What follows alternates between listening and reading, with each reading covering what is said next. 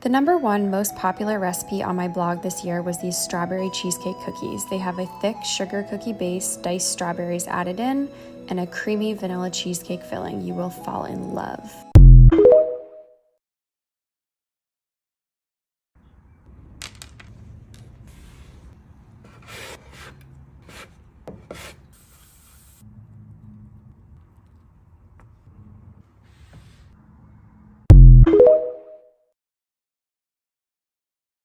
Ever since I posted my vegan chocolate chip cookies, a lot of you have asked me what kind of vegan butter I use, and my go-to is definitely Country Crock's plant butter, because you can easily substitute dairy butter with equal parts of this butter, and it even has the exact same measurement down to the gram. Also, these are my new vegan double chocolate chip cookies, and they're so soft and fudgy, and they taste exactly like a brownie, and honestly, I don't think you'd be able to tell that they were vegan. Also, check out the link in my bio if you want to try Country Crock's plant butter or plant cream, as well as my recipes.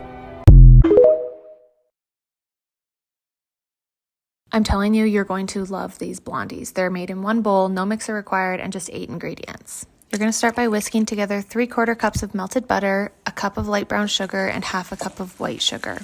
Whisk those together until it forms sort of like a paste that pulls away from the sides of the bowl. Next, we're going to add 2 eggs. Scoop that shell out of there. A tablespoon of vanilla extract. Now we just add half a teaspoon of salt and 1 3/4 cups of all-purpose flour. Mix those together, then add in half a cup of chopped dark chocolate, semi-sweet chocolate, or chocolate chips. Next, we're going to pour the batter into a baking pan and add some extra chocolate on top for those gooey puddles. Then bake, slice, and enjoy.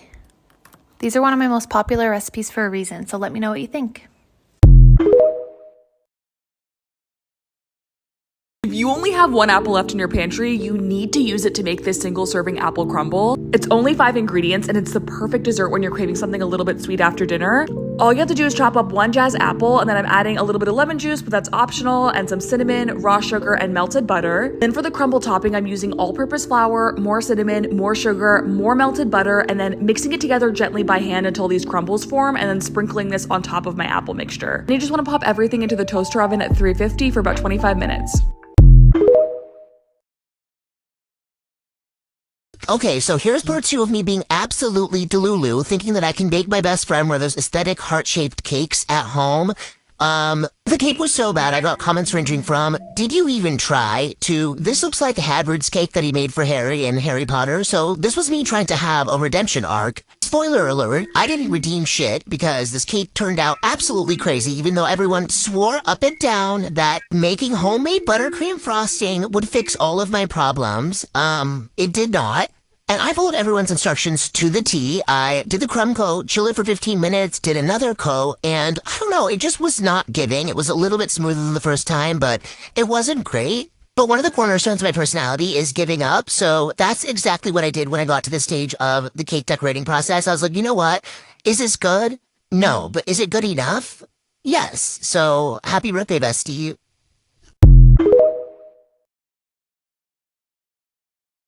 I've tried many different brownie recipes, and this one is definitely the easiest and my favorite. Start by adding melted butter and sugar into a bowl and whisk until it's all combined. Then add in your eggs, egg yolk, vanilla, and whisk until there's no more lumps. Add in your choice of oil, cocoa powder, and switch to a spatula to stir it more gently. Then add in your flour, cornstarch, baking soda, and salt. Stir it gently with the spatula, and just before it's all combined, add in the chocolate chips. Preheat your oven to 325 degrees and grease an 8x8 pan. I add parchment paper just to make it easier, and pour in your batter. I baked mine for 40 minutes and let it cool before I cut into it. I'll have the recipe in the caption. Here's how to make homemade vanilla cupcakes that'll make you go. They start with a combination of butter and oil. The oil is going to keep the cupcakes super moist while the butter gives them a really nice rise. Add in granulated sugar and mix until it turns this pearly white color. This is a signal you've added enough air into your batter. From there, you're going to add in eggs and a ton of vanilla extract. I'm talking like a tablespoon. Beat it all together until when you put your fingertips in the batter, you don't feel any granulated sugar. Then alternate folding in flour and milk in 3 batches, and your batter will look like this. So fluffy. If you're looking to get a sky-high dome top, only line every other muffin liner. This is going to make make it so the most amount of heat gets into each cupcake and they rise really high. Bake those babies off and you're gonna have a cupcake that looks just like this, but of course they have to be frosted. So we're gonna do a classic vanilla buttercream frosting, top it with some sprinkles because duh. And this is the final cupcake. Oh my God, you guys, it is truly the best homemade cupcake I've ever had. Oh my God. This is the fudgiest brownie I think I've ever made. This is the fudgiest brownie I've ever seen on the internet. Let's test it out. We're gonna start by browning 1 cup of butter. We're gonna start by browning 1 block of butter. And then once this gets all nice and foamy, we're going to add in dry milk powder. I don't have dry milk powder, so I was gonna skip it. Then I went on her website and found out that you can't. So like any single guy in New York on a Tuesday afternoon, I went around Target looking for baby products. Besides his portion size being too big, it's gonna freak out anybody who visits my apartment. Nobody visits his apartment. So I went with the best alternative. Multiplies the little toasty bits in the brown butter to make it even more flavorful. If you put some of this in your milkshake, the boys will be lining up in your yard. We're gonna add in our cocoa powder, and the hot butter will activate the cocoa and enhance that chocolate flavor. Now we'll add half a cup of cocoa powder, and it looks like the mixer is freaking out. Also, the cocoa powder turned everything dark, so how do I know if the butter is properly brown? So after stirring it around for a little bit with my Ligma fork, I'm gonna give it a sniff test. Woo! Anyways, don't ever put your face directly above bubbling butter. The oil will burn your eyelid. Don't ask me how I found out. And then we're gonna mix in some chopped dark chocolate and a little bit of oil. So 6 ounces of dark chocolate and 3 tablespoons of oil. All that chocolate cools, we're gonna whip together our eggs with brown sugar. And the goal here is to dissolve the sugar completely, which is what will give us that paper thin crust on top of our brownie. So we'll beat together 3 eggs and half a cup of brown sugar. I only have 1/4 cup of brown sugar, so I substitute the other 1/4 with cane sugar. It takes a little bit of work, but it will be worth it, I promise. Lucky for me, because I majored in beating eggs and sugar by hand. Okay, you can test with your fingers to see if you can still feel, yeah, I can still feel some of it. Alright, looks pretty good. Let's give it a test. It's gonna take a while, so you already know I'm gonna go beat it on the couch. Whew. Okay, let's see. I think we're good. When the eggs start to look like latte made by a tattooed barista, we can add in the powdered sugar. I'm also including powdered sugar, which will dissolve almost instantly. After I added in the powdered sugar, I realized it doesn't dissolve instantly. It smells incredible. And this makes After we pour in the cocoa brown butter mixture, it does smell incredible. However, it looks kind of like Italian witchcraft. the most gorgeous brownie batter. So after we mix in half a cup of flour, I'll give you a little bit of ASMR food porn.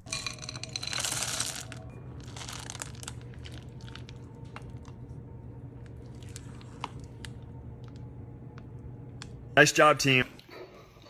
Now these bake at 350 for 30 minutes. So we'll line parchment paper, pour in the batter. My batter looks way thinner than hers, so we'll only go for 15 minutes at 350. And then we're gonna give them an hour to chill before cutting. So here comes the worst part of this recipe, waiting for an hour before I can eat it.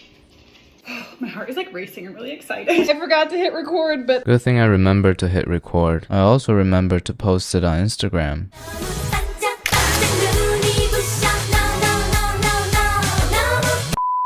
Now it's cooled and just a little bit warm in the center, which is the perfect condition for tasting. A lot of people wonder what the Ligma fork is good for. It's perfect for grabbing the centerpiece of baked goods. This brownie is looking pretty fudgy. Let's give it a taste and rate it 1 through 10.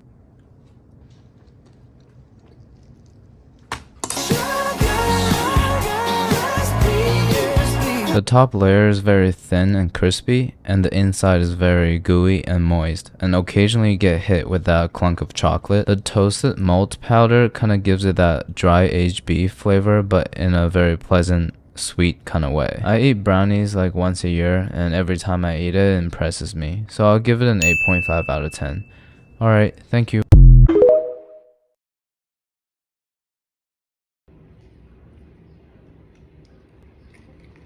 S'mores chocolate chip cookies. Make up your favorite chocolate chip cookie. Crumble it 4 graham cracker sheets. Just right in there. Okay. You're gonna scoop cookie dough. Take this, smush it down, and then take a half a marshmallow, put it in the middle. And you wanna keep some of the marshmallow peeking out. All right, they're out. Look at that.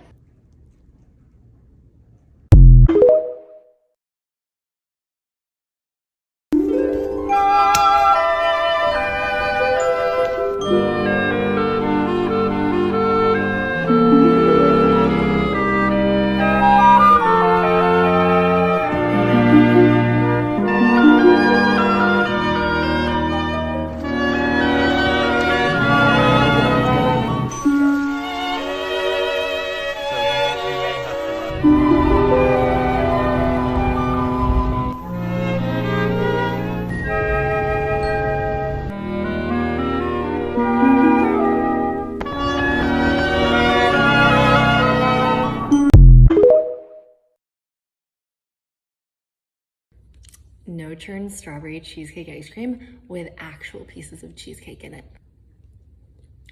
That's amazing.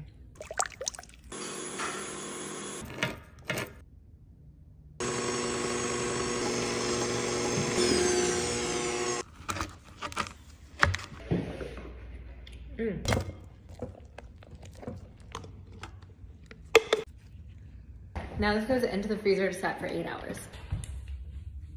Look at that. Okay. I love it. Oh, I love summer.